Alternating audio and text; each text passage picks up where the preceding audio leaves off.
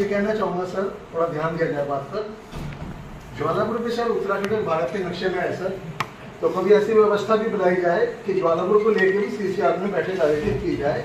बड़ा दुर्भाग्य की बात है कि आज तक वो बात एक है, हम सब एक है। हरिद्वार और खड़खड़ी भोपतवाला रानीपुर हम सब एक है, हर काम में हमारा पूरा व्यापार मंडल और हम सब एक है। परंतु बड़े दुर्भाग्य की बात है कि शासन स्तर पर और प्रशासन स्तर पर ज्वालापुर, जिसमें 5000 तो व्यापारी हैं सर और 34 सर नगर निगम के वार्ड हैं, लेकिन ज्वालापुर की समस्याओं को लेकर अगर सीसीआर में बैठक का रिकॉर्ड कहीं होता हो तो पिछले 25-30 साल का रिकॉर्ड देखा जाए कि ज्वालापुर की समस्याओं को लेकर बैठक क्यों नहीं होती यहाँ पर। क्या ज्वालापुर राजस्व नहीं देता? क्या ज्वालापुर आपके लॉ एंड ऑर्डर का पालन नहीं करता? क्या ज्वालापुर जीएसटी नहीं देता? ज्वालापुर आयकर नहीं देता? नगर निगम को ग्राहकर नहीं देता? पेयजल के बिल नहीं देता? बिजली के बिल नहीं देता? सर बताइए ना, ज्वालापुर को उपेक्षित क्यों किया जाता है? मुझे तो ये लग रहा है कि हम ज्वालापुर की समस्याओं की बैठक कर रहे हैं। जीएसटी, इनकम टैक्स, हमारा जो विषय है आज के साथ मुझे विषय पर बोलने दीजिए।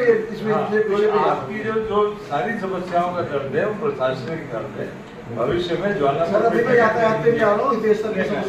मैं वहीं आ जाऊंगा, आपके अपने यहाँ किसी उस पर कर लीजिए, वहाँ बैठक कर लेंगे ज्वालापुर की।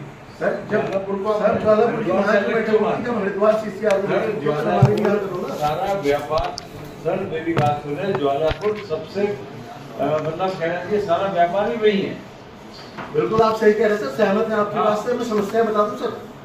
सर पहली समस्या तो तहसील परिसर जो है, जहाँ पर पूरे हरिद्वार जनपद की रजिस्ट्री होती है, राजस्व के कार्य होते हैं सर, और सर्वाधिक राजस्व उस तहसील से इकट्ठा होता है सर।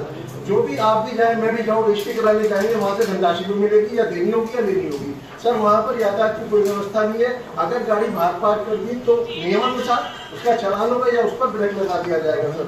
तो सर वहाँ व्यवस्था अगर सुचारू रूप से हो जाए तो जितना राजस्व तहसील परिसर हरिद्वार में इकट्ठा होता है, उत्तराखंड का सबसे अधिक राजस्व तहसील हरिद्वार में इकट्ठा होता है। वहाँ सर पार्किंग की जरूर व्यवस्था है, पहली चीज सर। दूसरी चीज सर, सिटी मजिस्ट्रेट कार्यालय में क्योंकि पुरानी कचहरी भी है, वहाँ पर यातायात की या पार्किंग की सर कोई व्यवस्था नहीं है। तहसील परिसर में सुलभ शौचालय, महिलाएं भी रजिस्ट्री कराने अपने नाम पे जाती हैं, बहुत सारी महिलाएं, बच्चे, बुजुर्ग भी जाते हैं। शौचालय की वहाँ कोई व्यवस्था नहीं है, पेयजल की वहाँ कोई व्यवस्था नहीं है। पानी खरीद के पिएंगे या पानी वकील के दफ्तर से मांग के पिएंगे सर। ये बेसिक समस्या है, ठीक है सर। तीसरी और सबसे ज्वलंत समस्या है ज्वालापुर के मुख्य बाजारों में ई रिक्शाओं का संचालन प्रॉपर न होना। ई रिक्शाओं का संचालन प्रॉपर न होने से आए दिन जाम की स्थिति रहती है। कभी हम चौकी फोन करेंगे, कभी कोतवाली फोन करेंगे, कभी डीएसएल को फोन करेंगे, सर आज ये रिक्शाओं का जाम लगा पड़ा है सर। वहाँ समस्या सबसे बड़ी बात क्या है, रिक्शाओं की ना कोई कोडिंग है ना रिक्शाओं का कोई रूट प्लान है सर। एक मुख्य समस्या है सर, मेरी हाथ जोड़ के आपसे विनती है सर, ये हमारे लिए नासूर बन चुकी समस्या व्यापारियों के लिए, क्योंकि हम लोग करोड़ों रुपया लगा के दुकानों पे बैठे हैं और रिक्शाओं के जाम के कारण ग्राहक अंदर आ नहीं पाता, और जिस कारण फड़ की दुकानदारी बढ़ रही है। जगह जगह फड़ लगती है, जिनका ना जीएसटी में रजिस्ट्रेशन है, ना जिनका कोई ऑथेंटिक उनकी कोई आईडी है, और ये फड़ वाली प्रक्रिया से बढ़ रही है कि अंदर बाजारों में ग्राहक को आने के लिए जगह नहीं मिलती रिक्शाओं के जाम के कारण। और सबसे सर बड़ी समस्या बताऊं मैं, सेंट मेरी स्कूल जहाँ पर पहले भी कई दुर्घटनाएं हो चुकी हैं सर, वहाँ पर छुट्टी के समय जो बड़े वाहन, भारी वाहनों का जो आवागमन है सर, तत्काल उसे बंद किया जाए। पहले भी कई बच्चे वहाँ पर शहीद हो चुके हैं। इसी क्रम में कुछ समस्याएं हमारे जो सक्रिय महामंत्री मेरे छोटे भाई विक्की तनेजा की है, वो आप पर प्रकाश डालेंगे। विक्की तनेजा सर, आपका कहना बिल्कुल ठीक है कि ज्वालापुर की समस्याओं को लेकर बैठक नहीं है, लेकिन जब यात्रा शुरू होती है सर, यात्रा का रूट हमारा ज्वालापुर से शुरू होता है, और जब आप डाइवर्ट करते हैं रूट तो ज्वालापुर के अंदर से भी बहुत सारा ट्रैफिक आपको निकालना पड़ता है। तो सर ज्वालापुर का जो मेन मुख्य बाजार है रेलवे रोड वाला, उसमें जैसे अभी हमारा दिलसी ने बताया, एक बच्चा सर पहले भी ट्रक के नीचे आ गया था। आपके हमारे किसी के परिवार से ही बच्चा होगा सर।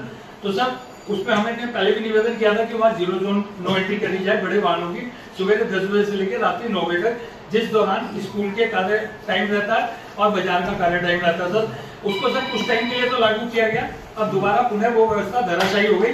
और सर जिस कारण जो बिजली की लाइनें भी रोड क्रॉस जाती है सर, वो ट्रक तोड़ जाते हैं और उनसे भी दुर्घटना होने की संभावना निरंतर बनी रहती है सर। क्योंकि सर वो तार जब चलती लाइन के गिरेंगे तो सर या तो किसी बच्चे को या किसी राहगीर को अपनी चपेट में लेंगे सर। उसी के साथ साथ जैसे अभी बीएचएल में एक पेड़ के कारण दुर्घटना हुई थी, 2 बच्चियां उसकी चपेट में आ गई थी, एक बच्ची अपनी जान भी गंवा बैठी थी सर। फिर पुनः वो उसी तरह की दुर्घटना हुई, एक पेड़ गिरा सर रोड पे और कुछ लोग उसकी दोबारा चपेट में आए सर। उस दिन भी हमने डीएफओ साहब को एक लेटर दिया था 2021 में, 2022 में उसका रिपीट एक लेटर दिया कि इन सब पेड़ों की जांच कराई जाए, क्योंकि ये पेड़ दीमकों ने खोखले कर दिए हैं, जड़ें छोड़ चुके हैं सर। पेड़ जब सड़क पे गिरेगा सर, आपकी गाड़ी भी चपेट में आ सकती है, हमारी गाड़ी भी चपेट में आ सकती है। आसपास 3 बड़े स्कूल भी लगते हैं सर, कोई भी बच्चा उसके चपेट में आ सकता है। और विभाग मुझे लग रहा है किसी बड़ी दुर्घटना के इंतजार में है, क्योंकि बार बार लेटर देने के बावजूद भी सर उस पर कोई कार्रवाई नहीं हुई।